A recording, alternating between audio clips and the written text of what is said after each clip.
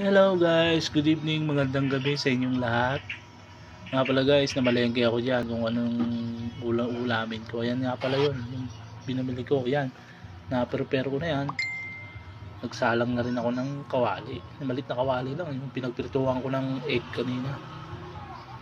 Ayan na po guys, pipirituhan ko na yan. Sakit nga lang yan, matalsik. Kasi may tubig pa. Ayan o, tatalsik agad.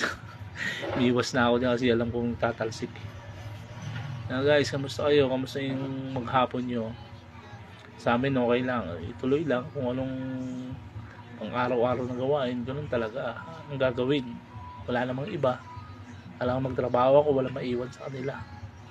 So guys, alam niyo na yung anong ibig sabihin ng niluluto ko na yan. Kung alam niyo na yung niluluto ko. Yan na pala guys, medyo ano na yan, luto na yan. Luto na talaga. Yan, sinamahan ko lang dalawang tuyo.